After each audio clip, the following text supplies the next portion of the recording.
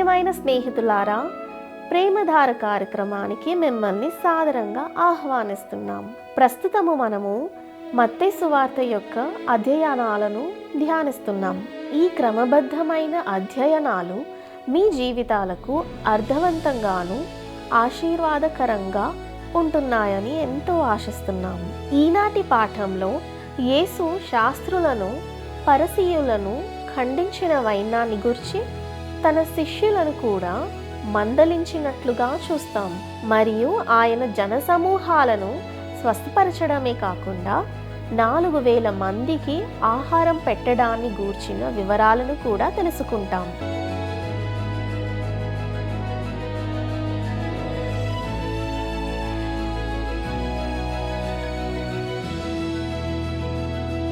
ప్రియులారా, నేటి మన ఈ పాఠంలో మత్తయి సువార్త 15వ అధ్యాయాన్ని మనం ధ్యానించుకోబోతున్నాం.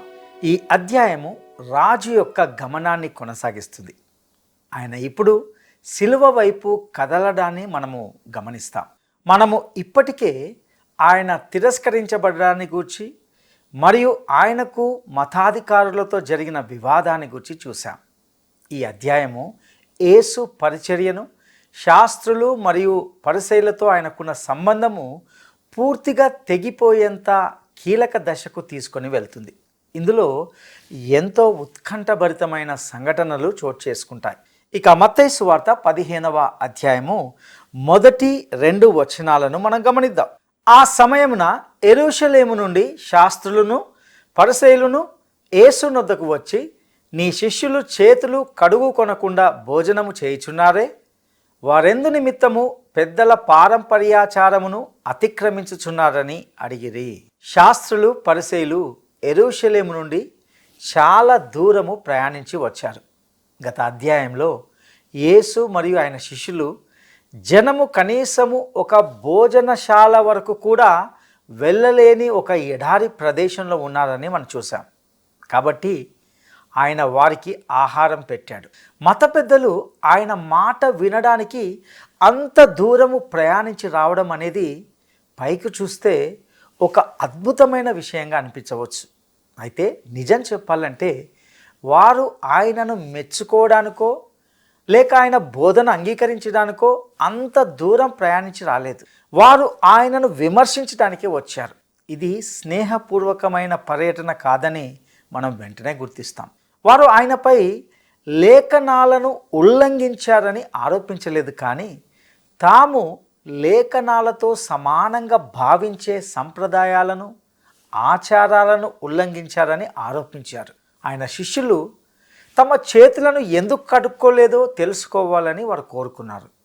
మనము సాధారణంగా భావించే శారీరక లేదా పరిశుభ్రతకు సంబంధించిన కడుగుటను గురించి కాకుండా వారొక ఆచారపరమైన శుద్ధిని ఉద్దేశించి ఇక్కడ ప్రస్తావిస్తున్నారు.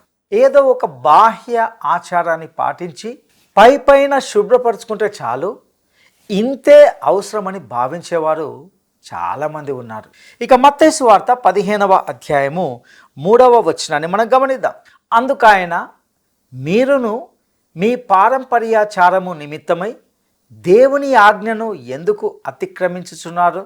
యేసు వారి సంప్రదాయాలతో దేవుని ఆజ్ఞను ఉల్లంఘించారని వారిని ఆరోపిస్తున్నాడు. వారి సాంప్రదాయము ఒక వ్యక్తి ధర్మశాస్త్రాన్ని ధిక్కరించడానికి అనుమతించింది. అది వారికి ఒక అద్భుతమైన విషయం, మరియు వారు దానిని చేయడానికి చాలా తెలివైన మార్గాన్ని కలిగి ఉంటున్నారు. ఇక మత్తయి సువార్త 15వ అధ్యాయము 4 నుండి 6 వచనాలను మనం గమనిద్దాం. తల్లిదండ్రులను గణపరచుమనియు తండ్రినైనను తల్లినైనను దూషించువాడు తప్పక మరణము పొందవలెననియు దేవుడు సెలవిచ్చెను. మీరైతే ఒకడు తన తండ్రినైనను తల్లినైనను చూచి, నా వలన నీకేది ప్రయోజనమగునో అది దేవార్పితమని చెప్పిన ఎడల అతడు తన తండ్రినైనను తల్లినైనను గణపరచనక్కర లేదని చెప్పుచున్నారు. మీరు మీ పారంపర్యాచారము నిమిత్తమై దేవుని వాక్యమును నిరర్ధకము చేయుచున్నారు. ప్రియులారా, తండ్రిని తల్లిని గౌరవించడంలో వారికి సహాయం చేయడం కూడా చేరి ఉందని మన ప్రభు వారికి చెబుతున్నాడు. ఆ బాధ్యత నుండి తప్పించుకోవడానికి వారు తమ డబ్బును దేవునికి కానుకగా అర్పించేవారు. దానివల్ల వారు తమ తల్లిదండ్రులకు సహాయం చేయాల్సిన బాధ్యత నుండి విముక్తి పొందేవారు. ఇది ఒక వ్యక్తి మోషే ధర్మశాస్త్రాన్ని ఉల్లంఘించడానికి భక్తిపూర్వకమైన మార్గాన్ని కల్పించింది. ఒక క్రైస్తవుడిని పరీక్షించడానికి ఉత్తమమైన మార్గము అతని ఆర్థిక పరిస్థితిని చూడటమేనని నేను ఇప్పటికీ నమ్ముతాను. నేటి క్రైస్తవుడికి కొలమానం ఏమిటంటే అతడు తన స్వంత డబ్బును ఎలా నిర్వహిస్తున్నాడు మరియు దేవుని డబ్బును ఎలా నిర్వహిస్తున్నాడు అనేదే. యేసు కాలంలోని మతాధికారులు మనుషులు తమ బాధ్యతల నుండి తప్పించుకోవడానికి వారు సహాయాన్ని చేశారు. దేవునికి సమర్పించే ముందు మీరు మీ న్యాయబద్ధమైన అప్పులను తీర్చాలని దేవుడు కోరుకుంటున్నాడని నా యొక్క వ్యక్తిగత అభిప్రాయం. మీరు మీ వ్యక్తిగత బాధ్యతలను నిర్వర్తించాలని దేవుడు ఆశిస్తున్నాడు. ఆయనకు సమర్పించే ముందే మీరు మీ కుటుంబాన్ని పోషించాలని ఆయన కోరుకుంటున్నాడు. ఒక విచిత్రమైన ఆలోచన కలిగిన వ్యక్తి ఉండేవాడు. జీతాల రోజున ఆ వ్యక్తి భక్తిగల తన కాపరి వద్దకు వచ్చి తన కుటుంబము పస్తులు ఉన్నా సరే తన ఆదాయంలో సగభాగాన్ని ఆ సేవకునికి ఇవ్వాలని అనుకుంటున్నట్లుగా చెప్పాడు. అప్పుడు వారిద్దరి మధ్య కాస్త గట్టిగానే చర్చ జరిగింది. చివరకు తాను తన స్వంత కుటుంబాన్ని నిర్లక్ష్యం చేస్తున్నానని, అది ఎంత విచారకరమైన విషయమో అతడు గ్రహించాడు. తమ బాధ్యతల నుండి తప్పించుకోవడానికి మనుషులు ఎంత ధర్మకార్య మార్గాలను ఎంచుకుంటారో చూడడము నిజంగా ఆశ్చర్యం కలిగిస్తుంది. ఇక మత్తయి సువార్త 15వ అధ్యాయము 7-8 వచనాలను మనం గమనిద్దాం. వేషధారులారా, ఈ ప్రజలు తమ పెదవులతో నన్ను గణపరచుదురు గాని వారి హృదయము నాకు దూరంగా ఉన్నది. ప్రభువు శాస్త్రులను పరిసయ్యులను వేషధారులు అని పిలిచాడు. లేఖనాల్లో ఇది అత్యంత భయంకరమైన పదం. దానికి సరిగ్గా సరిపోయే పదం ఏది లేదు. కానీ ఆ రోజుల్లో దానికి ఈనాటి అర్థం లేదు. మనకు అది మన్నించే పదం.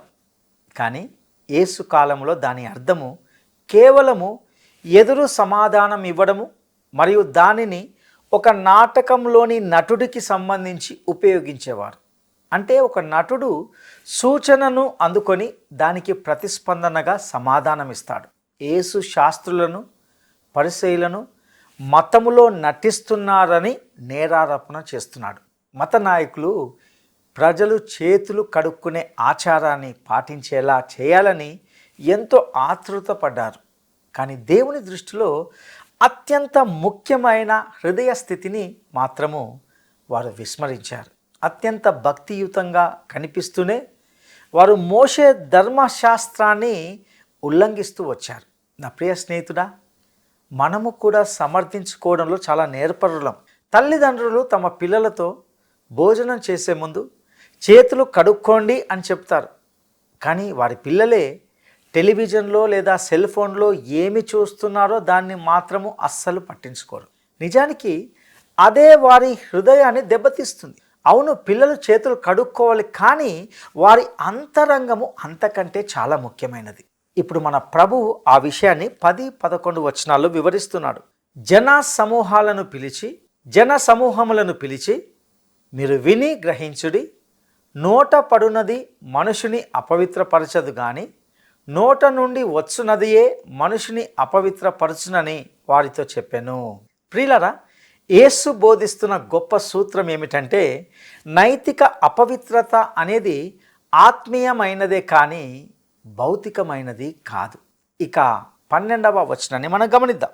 అంతటా ఆయన శిష్యులు వచ్చి పరిసయ్యులు ఆ మాట విని అభ్యంతర పడిరని నీకు తెలియనా అని ఆయనను అడగగా, ప్రభువు పరిసయ్యులను అభ్యంతర పరిచాడని శిష్యులు ఆశ్చర్యపోతున్నారు. ఇంతవరకు మతాధికారులకు మరియు యేసుకు మధ్య ఒక వివాదం ఉంది. కానీ ఇది సహనం కోల్పోయే పరిస్థితి. ప్రభువు తన శిష్యులకు బోధన కొనసాగిస్తూనే ఉన్నాడు. ఇక 13వ వచనాన్ని మనం గమనిద్దాం. ఆయన పరలోకమందున నా తండ్రి నాటని ప్రతి మొక్కయు పెళ్ళగింపబడును. ఇక్కడ మొక్క అనే పదానికి వ్యవస్థ అని అర్థం. పరలోకమందున నా తండ్రి నాటని మతపరమైన వ్యవస్థ పెళ్ళగింపబడును అని యేసు చెప్పిన దానిని అర్థం చేసుకోవడం కష్టమేమి కాదు. ఇక 14వ వచనాన్ని మనము గమనిద్దాం. వారి జోలికి పోకుడి, వారు గ్రుడ్డివారై ఉండి గ్రుడ్డివారికి త్రోవ చూపువారు, గ్రుడ్డివాడు గ్రుడ్డివానికి త్రోవ చూపిన ఎడల వారిద్దరు గుంటలో పడుదురు గదా అనెను. ఇది ఒక హాస్యభరితమైన ప్రకటనగా, ఖచ్చితంగా వ్యంగ్యమైన మాటగా కనబడుతుంది. ఆ పరిసయ్యులే గ్రుడ్డివారు, గ్రుడి నాయకులుగా ఉంటున్నారు. ఇక 15వ వచనాన్ని మనం గమనిద్దాం. అందుకు పేతురు, ఈ ఉపమాన భావము మాకు తెలుపుమని ఆయనను అడగగా, ప్రభువు తన శిష్యులతో ఉపమానాలతో మాట్లాడుతున్నాడు, కానీ వారు ఇంకా ఆయన అంశాన్ని గ్రహించలేదు. ఇక 16 నుండి 18 వచనాలను మనం గమనిద్దాం. ఆయన మీరును ఇంతవరకు అవివేకులై ఉన్నారా? నోటిలోనికి పోవునదంతయు కడుపులో పడి బహిర్భూమిలో విడవబడును గాని నోట నుండి బయటికి వచ్చినవి హృదయంలో నుండి వచ్చును. ఇవే మనుషుని అపవిత్రపరచునవని మీరు గ్రహింపరా? ఇది ఒక గొప్ప సూత్రం. ఒక వ్యక్తి తన నోటిలోనికి వెళ్ళే దానితో కాకుండా అతని నోటి నుండి వచ్చే దానితో అపవిత్రపరచబడతాడు. ఒకానొక వ్యక్తి చెప్పినట్లుగా, హృదయం అనే బావిలో ఏముంటుందో అది ఎప్పుడో ఒకప్పుడు ఈ నోరు అనే బకెట్ ద్వారా పైకి వస్తుంది. ఇక 19-20 వచనాల్లో ఆయన మాటలను మనం గమనిద్దాం. దురాలోచనలు, నరహత్యలు, వ్యభిచారములు, వేశ్యాగమనములు, దొంగతనములు, అబద్ధ సాక్ష్యములు, దేవదూషణలు హృదయములో నుండియే వచ్చును. ఇవే మనుష్యుని అపవిత్రపరచును. కానీ చేతులు కడుగు కొనక భోజనము చేయుట మనుషుని అపవిత్రపరచదని చెప్పాను. ఇది మన సమకాలీన సంస్కృతిలో నిజమని మనం ఖచ్చితంగా చూస్తున్నాం. మనము క్రొత్త నైతికత కాలానికి వచ్చి ఆనాడు యెషయా మాట్లాడిన రోజుకు చేరుకున్నాం. అతడు యెషయా గ్రంథము 5వ అధ్యాయము 20వ వచనంలో వారు కీడు మేలనియు మేలు కీడనియు పిలుస్తారని చెప్పాడు. బైబిల్ను నమ్మే మన వంటి వారు సంప్రదాయవాదులుగా మరియు పూర్తిగా తప్పుగా పరిగణింపబడతారు. కట్లు విప్పబడిన ఈ స్వేచ్ఛా దినాల్లో మనకేమి లభిస్తుంది? మనిషి తన హృదయంలో ఉన్నదానిని వ్యక్తపరుస్తున్నాడా? మనకొక క్రొత్త నైతికత అంటూ ఉందా? లేదు. మనలో అవే పాత విషయాలు ఉంటున్నాయి. దురాలోచనలు, నరహత్యలు, వ్యభిచారములు, వేశ్యాగమనములు, దొంగతనములు, అబద్ధ సాక్ష్యములు, దేవదూషణలు. ప్రియులారా, మనము నిజంగా ఒక కోరికల పెట్టెను తెరిచాం. ఇప్పుడు మనం ఇబ్బందులు ఉంటున్నాం. వాస్తవానికి మనిషి నియంత్రించబడాలి. అతడు భూమిపై అత్యంత క్రూరమైన జంతువుగా ఉంటున్నాడు. మనము ఇతర జంతువులను ఒక బోనులో ఉంచుతున్నాం, కానీ మనిషి తన పనిని చేయడానికి స్వేచ్ఛగా వదిలేస్తున్నాం.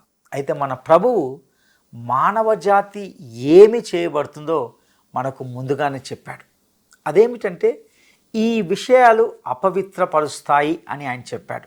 ప్రియులరా, ఈరోజు మన చుట్టూ అంతా లైంగికతకే ప్రాధాన్యత ఇస్తున్నారు.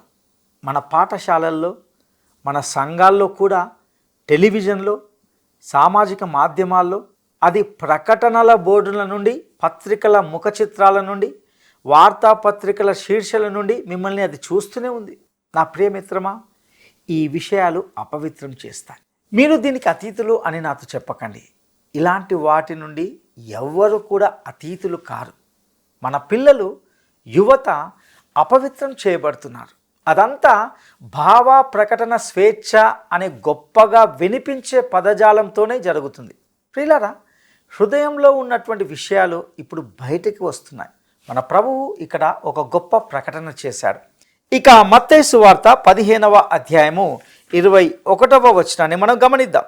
యేసు అక్కడ నుండి బయలుదేరి తూరు సీదోనుల ప్రాంతంలకు వెళ్ళగా, ఇప్పుడు మన ప్రభువు తన బహిరంగ పరిచర్యలో మొదటిసారిగా ఇశ్రాయేలు దేశాన్ని విడిచి వెళ్తున్నాడు. ఇది ఆసక్తికరమైన విషయం. ఎందుకంటే ఆయన ఇశ్రాయేలుకు రాజుగా వచ్చాడు. ఆయన తన శిష్యులను పంపినప్పుడు ఇశ్రాయేలు పట్టణాలలోకి వెళ్ళమని, కానీ దాని సరిహద్దులను దాటి వెళ్ళవద్దని వారికి ఖండితంగా ఆజ్ఞాపించాడు. అప్పుడు ప్రభువును ఇశ్రాయేలు తిరస్కరించింది మరియు అక్కడ సంఘర్షణ చెలరేగింది. యేసుకు మరియు మత పెద్దలకు మధ్య విభేదము కేవలము కొన్ని వచనాల క్రితమే వచ్చినట్టుగా మనం చూసాం. ఏమి జరుగుతుంది? యేసు స్వయంగా ఇప్పుడు ఇశ్రాయేలు సరిహద్దులను దాటి మరొక గొప్ప సూత్రాన్ని నిర్దేశిస్తున్నాడు. ఆయన ఇప్పుడు అన్యజనులను స్వీకరించే స్థితిలో ఉంటున్నాడు. ఆయన మత్తయి సువార్త 11వ అధ్యాయము 28వ వచనంలో ఒక గొప్ప ఆహ్వానాన్ని ఇచ్చాడు. ఆ ఆహ్వానం ఏమిటంటే, ప్రయాసపడి భారము మోయుచున్న సమస్త జనులారా నా యొద్దకు రండి, నేను మీకు విశ్రాంతి కలగజేతును. ఇక మత్తయి సువార్త 15వ అధ్యాయము 22, 23 వచనాలను మనం గమనిద్దాం. ఇదిగో ఆ ప్రాంతముల నుండి కనాను స్త్రీ ఒకటి వచ్చి, ప్రభువా, దావీదు కుమారుడా, నన్ను కరుణింపుము, నా కుమార్తె దయ్యము పట్టి బహు బాధపడుచున్నదని కేకలు వేసెను. అందుకాయన ఆమెతో ఒక్క మాట అయినను చెప్పలేదు. అప్పుడు ఆయన శిష్యులు వచ్చి, ఈమె మన వెంబడి వచ్చి కేకలు వేయుచున్నది గనుక ఈమెను పంపివేయమని ఆయనను వేడుకొనగా. ప్రియులారా, ఇక్కడ పేర్కొనబడిన స్త్రీ సురఫెనిక స్త్రీ. ఆమె అనేక జాతుల మిశ్రమం మరియు ఒక నిజమైన అన్యురాలు. ఆమె దావీదు కుమారునిగా యేసును పిలవాల్సిన అవసరం లేదు. ఆమె ఆయనను అలా సంబోధించినప్పటికీ ఆయన ఆమెతో మాట్లాడలేదు. శిష్యులు ఈమె వెంబడి వచ్చి కేకలు వేయుచున్నది గనుక ఈమెను పంపివేయమని అన్నారు. ఆమె ఆటంకమును కలిగిస్తుంది మరియు బహుశా కొంచెం ఇబ్బందిని కలిగిస్తుంది. ఇక 24వ వచనాన్ని మనం గమనిద్దాం. ఆయన ఇశ్రాయేలు ఇంటివారై నశించిన గొర్రెల యొద్దకే గాని మరి ఎవరి యొద్దకును నేను పంపబడలేదనెను. ఇది ఒక కఠినమైన వ్యాఖ్యలా అనిపించవచ్చు, కానీ అది ఒక వాస్తవం. దావీదు వంశం నుండి రాబోయే రాజుకు సంబంధించిన సమస్త ప్రవచనాల నెరవేర్పుగా యేసు తనను తాను ముందుగా సమర్పించుకుంటున్నాడు. ఆ వాస్తవాన్ని గుర్తించేలా ఆయన ఆ అన్యజన స్త్రీని ప్రేరేపిస్తున్నాడు. ప్రియులారా, యేసు యూదుల రాజుగా వచ్చాడు. ఈ విషయాన్ని మీరు గుర్తించుకోవాలి. అది పరిష్కరించబడవలసిన ప్రాథమిక విషయం. ఆయన యూదుల రాజైన యేసు అని శిలువ మీద వ్రాయబడి మరణించాడు. ఇప్పుడు ఈ అన్యురాలైన స్త్రీ మాటను 25వ వచనంలో మనం గమనిద్దాం. అయినను ఆమె వచ్చి ఆయనకు మ్రొక్కి, ప్రభువా, నాకు సహాయము చేయమని అడిగెను. ప్రియులారా, ఆమె ఆయనను దావీదు కుమారునిగా సంబోధించినప్పుడు ఆయన ఇశ్రాయేలు ఇంటివారై నశించిన గొర్రెల యొద్దకే గాని మరి ఎవరి యొద్దకును నేను పంపబడలేదు అని చెప్పాడు. ఆమె అన్యురాలై ఉండి దావీదు కుమారునిగా పిలవాల్సిన హక్కు లేదు. అయినప్పటికీ ఇప్పుడు ఆమె వచ్చి ఆయనను ఆరాధిస్తుంది. ఆయనను ప్రభువు అని పిలుస్తూ సహాయాన్ని అడుగుతుంది. ఇప్పుడు ఆమె సహాయాన్ని పొందబోతుంది. ఇక 26వ వచనాన్ని మనం గమనిద్దాం. అందుకు ఆయన పిల్లల రొట్టె తీసుకొని కుక్క పిల్లలకు వేయుట యుక్తము కాదని చెప్పగా. ఇది చాలా తీవ్రమైన వ్యాఖ్య. అటువంటి తిరస్కారము మనలో చాలామందిని దూరం చేసి ఉండేది. మనం వెంటనే వెనుతిరిగి, మీరు మాతో అలా మాట్లాడకూడదు ప్రభువా అని చెప్పి ఉండేవాళ్ళం. ఇక మనము 27వ వచనాన్ని మనం గమనిద్దాం. ఆమె, నిజమే ప్రభువా, కుక్క పిల్లలు కూడా తమ యజమానుల బల్ల మీద నుండి పడు ముక్కలు తినును గదా అని చెప్పాను. మన ప్రభువు ఒక ధనవంతుని బల్ల నుండి జారిపడిన రొట్టె ముక్కలు తినే ఒక బీదవాని గురించి చెప్పడాన్ని మీకు గుర్తుండవచ్చు. కుక్కలు వచ్చి అతని పుండ్లు నాకేవి. ఇశ్రాయేలీలు అన్యజనులను సూచించడానికి కుక్క అనే పదాన్ని ఉపయోగించేవారు. ఆ స్త్రీ ఆ నిందను భరించడానికి సిద్ధపడింది, ఎందుకంటే ఆమె ప్రభువైన యేసును విశ్వసించింది. ఇక 28వ వచనాన్ని మనం గమనిద్దాం. అందుకు యేసు, అమ్మా, నీ విశ్వాసము గొప్పది, నీవు కోరినట్టే నీకు అవునుగాక అని ఆమెతో చెప్పాను. ఆ గడియలోనే ఆమె కుమార్తె స్వస్థత నొందెను. ప్రియులారా, మన ప్రభువు నిజంగా ఈ అన్యురాలైన స్త్రీ యొక్క విశ్వాసానికి ఆశ్చర్యపడ్డాడు. ఆయన ప్రయాసపడి భారము మోయిచున్న సమస్త జనులారా నా యొద్దకు రండి, నేను మీకు సహాయం చేస్తాను, నేను మీ భారాన్ని దించుతాను అని చెప్పబడినట్లుగానే ఆయన ఈ సందర్భంలో ఆ కనాను స్త్రీకి కూడా అలాగే చేశాడు. ఆమె సమాధానము ఒక గొప్ప విశ్వాసాన్ని వెల్లడి చేసింది. అందుకుగాను మన ప్రభువు ప్రతిస్పందించాడు. ఇక మత్తయి సువార్త 15వ అధ్యాయము 29-30 వచనాలను మనం గమనిద్దాం. యేసు అక్కడ నుండి వెళ్ళి గలిలయ సముద్ర తీరంనకు వచ్చి కొండ ఎక్కి అక్కడ కూర్చుండగా బహుజన సమూహములు ఆయన యొద్దకు కుంటివారు, గ్రుడివారు, మూగవారు, అంగహీనులు మొదలైన అనేకులను తీసుకుని వచ్చి ఆయన పాదముల యొద్ద పడవేసిరి. ఆయన వారిని స్వస్థపరచెను. ప్రియులారా, యేసు స్వస్థపరిచిన అసంఖ్యాక ప్రజల గురించి నేను మరొకసారి మీ దృష్టికి తీసుకురావాలని ఆశిస్తున్నాను. అవి నిరూపించబడని కొన్ని విడివిడి సంఘటనలు మాత్రమే కాదు, ఆయన స్వస్థపరిచే అద్భుతాలు చేశాడని ఎవరు కూడా కాదనలేనంత సంఖ్యలో అవి ఉంటున్నాయి. ఇక 31వ వచనాన్ని మనం గమనిద్దాం. మూగవారు మాటలాడుటయును, అంగహీనులు బాగుపడుటయును, కుంటివారు నడుచుటయును, గ్రుడ్డివారు చూచుటయును జన సమూహము చూచి ఆశ్చర్యపడి ఇశ్రాయేలు దేవుణ్ణి మహిమపరిచిరి. ఇక యేసు 4000 మందికి ఆహారాన్ని పెట్టడానికి గురించి గమనిద్దాం. ఈ అద్భుతము 5000 మందికి ఆహారం పెట్టిన దానికి దాదాపు పునరావృతంగా కనిపిస్తుంది. 32వ వచనాన్ని మనం గమనిద్దాం. అంతటా యేసు తన శిష్యులను పిలిచి, ఈ జనులు నేటికి 3 దినముల నుండి నా యొద్ద ఉన్నారు, వారికి తిననేమియు లేదు గనుక వారి మీద కనికరపడుచున్నాను. వారు మార్గములో మూర్చబోదురేమో అని వారిని ఉపవాసముతో పంపివేయుటకు నాకు మనసు లేదని వారితో చెప్పగా. చూసారా, ప్రజల పట్ల ఆయన కలిగి ఉన్న కనికరాన్ని మరొకసారి గమనించాలని కోరుతున్నాను. ఇక 33వ వచనాన్ని మనం గమనిద్దాం. ఆయన శిష్యులు ఇంత గొప్ప జన సమూహమును తృప్తిపరచుటకు కావలసిన రొట్టెలు అరణ్య ప్రదేశంలో మనకు ఎక్కడ నుండి వచ్చునని ఆయనతో అనిరి. ఇక్కడ ఉన్న సందేశాన్ని మనము కోల్పోవద్దు. స్పష్టంగా ఇది 5000 మందికి ఆహారం పెట్టిన దానిని మళ్ళీ ప్రదర్శించినట్లుగా ఉంటున్నది. ఇది ఒక పునరావృతమని కనిపిస్తున్నది. అయితే అది ప్రభువైన యేసు యొక్క మెస్సీయ వాదనలకు ఎటువంటి పురోగతిని జోడించకుండానే మత్తయి దానిని ఎందుకు చేర్చాడు అనేది కొంత ఆశ్చర్యమే. అయినప్పటికీ ఇక మీదట యేసు తన మెస్సీయ వాదనను నొక్కి చెప్పడం మీద కాదు, కానీ ప్రాధాన్యత అంతా కూడా ఆయన చెప్పిన వాటిని తిరస్కరించే విభాగంలో ఉంటున్నాం. అంతేగాక ఈ అద్భుతం ద్వారా శిష్యులు నేర్చుకోవడంలో ఎంత నెమ్మదిగా ఉన్నారో కూడా చూపిస్తుంది. వారు ఇప్పటికే 5000 మందికి ఆహారం పెట్టిన సంఘటనను చూశారు. అది ఈ సంఘటనకు కొద్ది రోజుల ముందు మాత్రమే జరిగిందని నేను భావిస్తున్నాను. అయినప్పటికీ ఇక్కడ వారు అదే పాత అవిశ్వాసపు అభ్యంతరాలను లేవనెత్తుతున్నారు. మళ్ళీ ఆయన శిష్యులు ఆయనతో ఇంత గొప్ప జన సమూహమును తృప్తిపరచుటకు కావలసిన రొట్టెలు అరణ్య ప్రదేశంలో మనకు ఎక్కడ నుండి వచ్చునని ఆయనతో అంటున్నారు.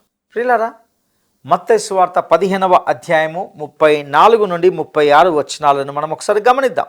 యేసు మీ యొద్ద ఎన్ని రొట్టెలున్నవని వారిని అడగగా వారు 7 రొట్టెలను కొన్ని చిన్న చేపలను ఉన్నవని చెప్పిరి.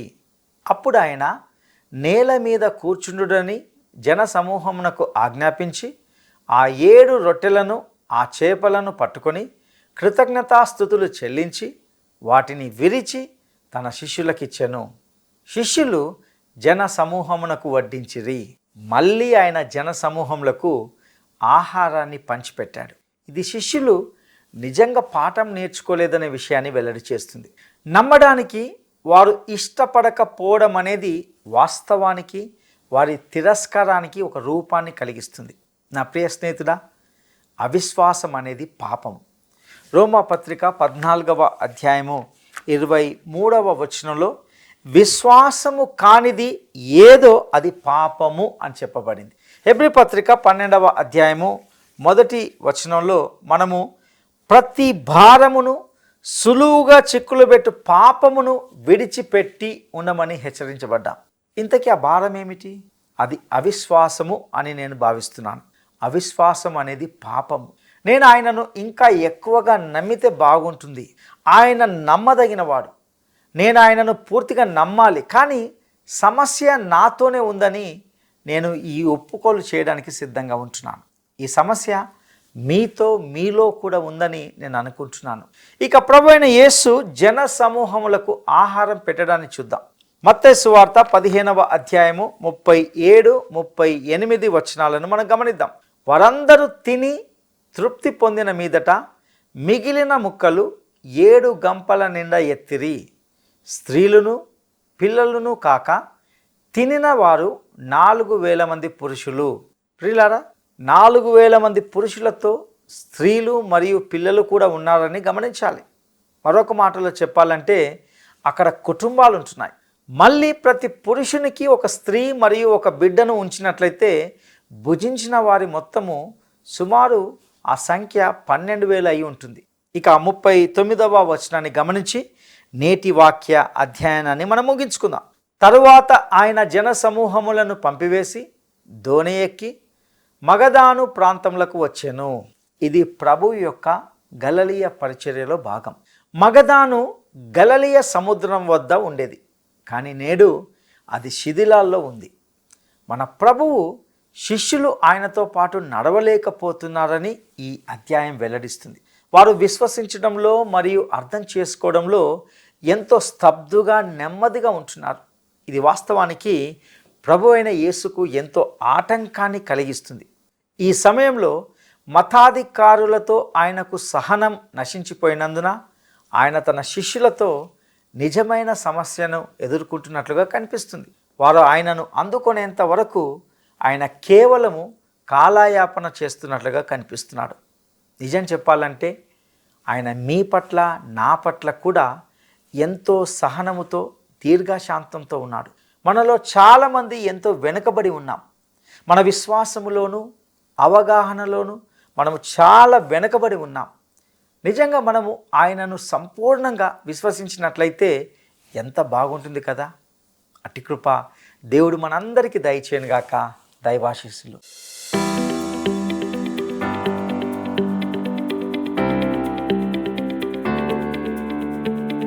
మనుషుని నిజంగా అపవిత్రపరిచినది ఏదని యేసు బోధించాడు.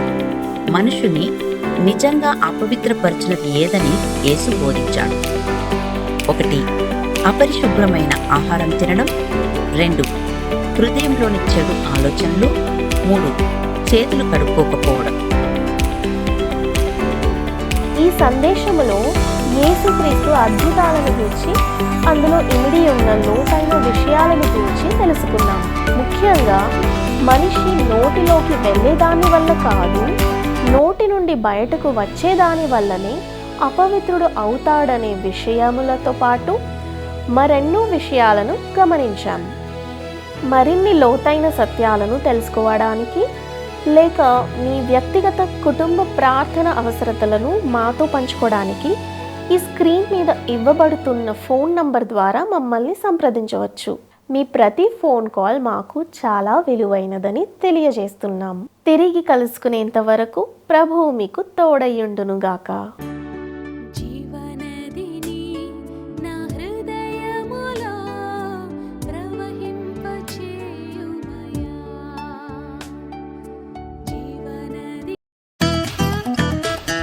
ఈ కార్యక్రమం మీకు నచ్చిందా? అయితే వెంటనే మిస్డ్ కాల్ ఇవ్వండి. బహుమతి పొందే విజేత మీరే కావచ్చు.